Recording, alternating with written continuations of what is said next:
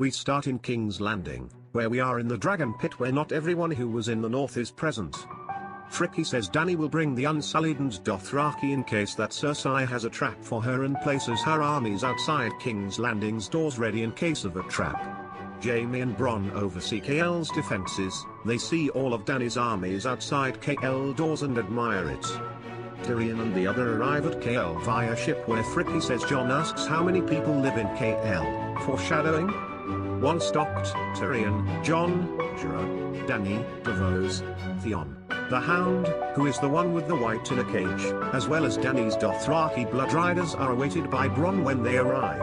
Friki also mentions that Brienne has already arrived. Brienne and the Hound see each other and Brienne is amazed that the Hound is somehow alive.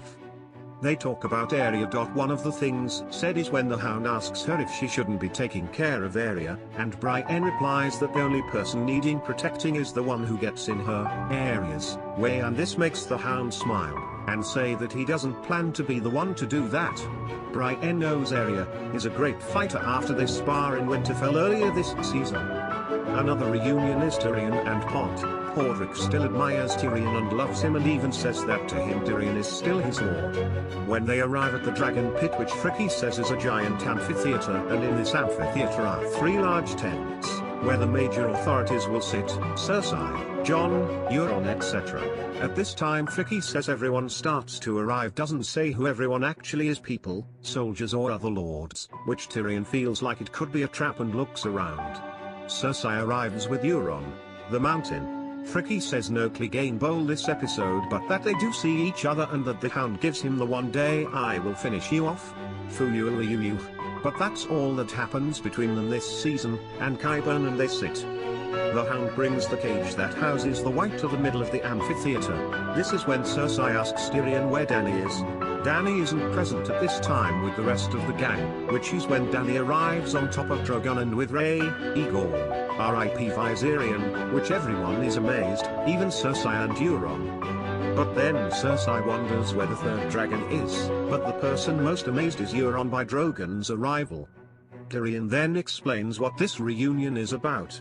Friki side notes another reunion is between Theon and Euron, which is when Euron challenges Theon is he's ever going to do anything. If he plans on ever rescuing Yara, he says he will touch on it later. Jon then tries to explain that the Great Other is real and that they need to unite to come out victorious, to which Cersei calls bullshit on. But then the Hound opens the White's cage and the White comes out like a wild beast towards Cersei, but the Hound has him chained up and isn't able to reach her. Cersei is amazed and afraid. This is when the Hound starts to demonstrate how a White cannot be killed by just chopping it up bits by bits, since it continues to move even when the Hound cuts it up. But then Jon yells out that there are only 2 ways to kill a White, the first fire, so they set fire to one of the White's arms and the arm stops moving and the White finally displays pain. And the second is Dragonglass, to which Jon uses to stab the White and the White dies. Friki doesn't say if the White shatters like WW or if they just drop dead. This is the proof that everyone needed to come together in order to survive the long night. This is when Jon Snow's trailer speech about the long night is coming. Euron pretends to be afraid. Whether we learn of his deception right away is not mentioned, but most likely not, since Friki mentions something about this later. Euron asks how many of these creatures are there, to which Jon says hundreds of thousands. Then Euron asks, well, can they swim?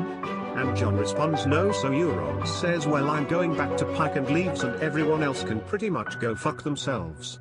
Cersei and Dany see the danger together, but Cersei says once the long night is over she must still be queen and offers JS to be the Warden of the North, but Jon then swears an oath to Dany and bends the knee, literally, and says he can only serve one queen and that queen is Daenerys Targaryen. Cersei is surprised that a northern savage has said this. And for the second time Jon has bent the knee and his queen is Dany. After this Cersei is pissed, leaves and is unwilling to collaborate because she is unwilling to bend the knee to Dany. Brienne tries to convince Jaime to change Cersei's mind. Jaime says he admires her loyalty to the Starks, which is when Brienne says fuck loyalty. It's about survival. Jaime has seen all this and believes in the long night and will do his best. Now that Tyrion, Dany and Jon have seen Cersei's negative response, it means they won't have some of the southern armies as support in the north. Tyrion heads to the Red Keep with the Mountain behind him. Tyrion and Cersei have a conversation on how she blames him for all the Lannisters have gone through, how he killed their mother and father blah blah blah. He doesn't say what else Cersei blames him for, and Tyrion says there was nothing he could do and that Tywin just wanted him dead so he had to kill him instead, unsure. Then Tyrion says, if I'm so evil why don't you order their mountain to kill me? Cersei doesn't give a command because she's interested in what he will say next. Frickie then says this is for all of us in the Free Folk subreddit asking him about Cersei's pregnancy. He goes on to say that the leaks say she will have a miscarriage or that Qyburn diagnoses her pregnancy but that Tyrion finds out she's pregnant when Tyrion decides drinks wine and Cersei doesn't. Honestly I would honestly think I just got poisoned but to each his. Her own, so he calls her out saying she doesn't drink because she's pregnant. Cersei doesn't admit this nor does she deny it but her facial expressions say damn I'm exposed and that's it regarding her pregnancy. Tyrion then heads out with Cersei to meet the rest of the people that were in the Dragon Pit and Cersei tells them that after speaking to Tyrion she will send troops north to help against the WW. Tyrion and Dany talk about how Dany tells Jon that she can't have children, that the dragons are her children. Jon doesn't care if she can't have kids. This is all in the Dragon Pit and in KL. Winterfell is next, starting off with Sansa and Littlefinger. Frickie talks about how Elef has been trying to get in Sansa's head this whole season but he doesn't give up and Elef tells Sansa that Arya is dangerous, that why would she chose to come back to Winterfell now, what Arya will do with the letter, try to frame Sansa or something. This is Elef's plan to tear the Stark sisters apart. Dragonstone is next and this is after they leave KL via ships. No boat sex yet. Dany is in the war room where they are organizing the defense of the north. Where will the Unsullied go, the Dothraki, the Northmen, the Southerners so on and so forth. Frickie goes on to say that Jorah knows a lot about strategies and about the strategies of the Targaryen kings says they need a defensive strategy not a strategy used to conquer since that's not what they're doing. Theon and Jon speak about the Starks and the Greyjoys and how it used to be when they grew up together. Jon asks if he will come with them to the north which Theon says no because he must rescue Yara first. Jon tells him he should and wishes him luck. Theon, now knowing Yara is alive after Euron challenges him to come get her at the Dragon Pit, goes and tries to rally the remaining Ironborn left in Dragonstone to come with him to rescue Yara. This is when the fight between the leader of those Iron and Theon takes place. Frickie says the Ironborn kicks him in the nuts a few times but it doesn't do anything. The Ironborn leader gives Theon a pretty badass kicking but then Theon gets his shit together, after being taunted and ridiculed by the Ironborn, and beats him. They form a rescue party and head out to save Yara. Back to Winterfell, a scene long coming. Sansa gathers all the Northern Bannermen and the Vale leaders. Here when all the lords are present Sansa calls on Arya to come forward which is when Arya starts to worry that this is her last day alive. Sansa then says it's time to judge the great treacheries and betrayals that have been done to the north and we will judge the person responsible for them. She looks straight at Arya. Sansa then says you need to tell me how many times you have betrayed the north. Arya can't believe her sister is saying this to her. Sansa says it again you need to tell me how many times you have betrayed the north. Lord Burlish. At this moment Sansa starts to name all his treacheries. You killed Alyssa Arryn, talks about the letter from Jon Arryn about Cersei and Jaime's bastards which Elef was also involved in his murder. This is also when she pulls out the cat's paw dagger and they ask him if he recognized the dagger which Elef said belonged to Tyrion, but that they knew it was his. Next to Sansa is Bran who is the one that has told her all these things. One can only assume there is more. Then Bran says you once told my father I told you not to trust me. First season, Elef is shocked when he hears this. Then Sansa tells all the lords present how he sold her to the Boltons. Elef realizes he's pretty much fucked but he tries to Elef his way out by feeding them lies and asking for help from Yohn Royce, Vale guy with the oversized armor, and others and Frickie says that Elef ends up looking pretty pathetic now that he knows he's pretty much dead. In the end Sansa tells Elef Lord Burlish, thank you for all your lessons and after she tells him that Arya comes behind him and cut his throat. Elef starts to choke in his own blood and falls to the ground holding his throat and dies. Back to King's Landing. Jaime and Cersei have a conversation about the upcoming war. Jaime doesn't know that Cersei has no intention on sending her army north and wants the WW to kill the northern armies and their allies. Jaime is looking at a map of the north and starting to gather the Lannister armies to get ready to go north when Cersei asks him what he's doing, to which Jaime says he's getting ready to go north with the army which Cersei sent. They have dragons and troops. They can handle it. Friki says she's pulling a Tywin when she tells him that she has obtained an agreement with Euron when he pretended to be a coward and said he would go back to Pike.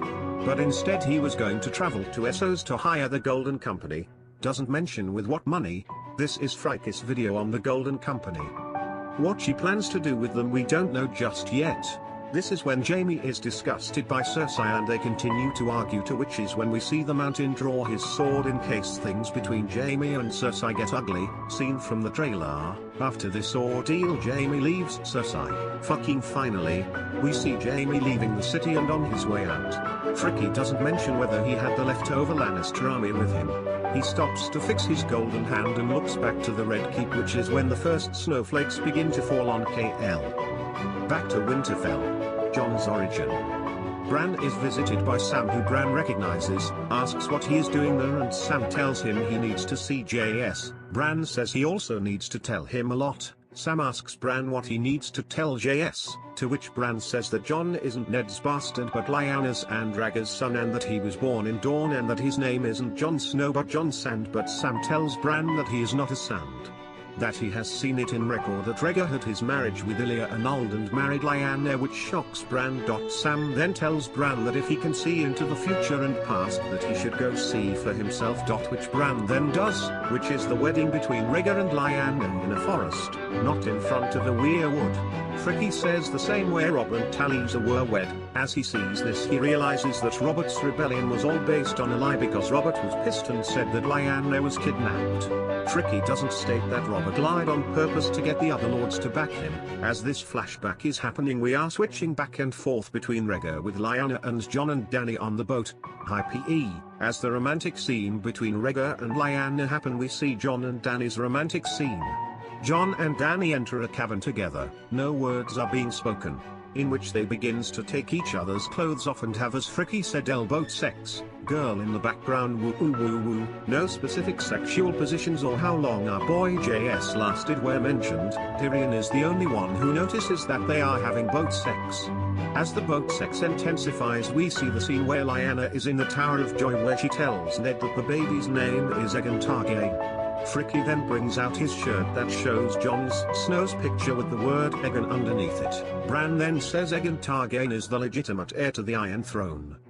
After Arya and Sansa finally make up and reconcile, Arya tells Sansa she's the strongest woman she has ever met, and Sansa tells her that she could have never achieved the things Arya has, and they make up. Lastly is the Wall. We see these events through the eyes of Bran, who walks into a bunch of crows, and we are brought to Eastwatch when Tormund and Beric are at. We see the army of the dead with the blizzard following them like in episode 1 outside the wall, and Tormund and Beric are shocked as they see this when out of nowhere the Night King flies in on Viserion. Viserion does flybys attacking the wall when he then focuses on one part of the wall and starts melting it, and as this happens the wall starts to break apart in a V shape. The wall is open to the Great Other and the episode ends with the NK flying through the wall on Viserion. Friki says that the wall is breached by fire, not by any mark of Bran or anything.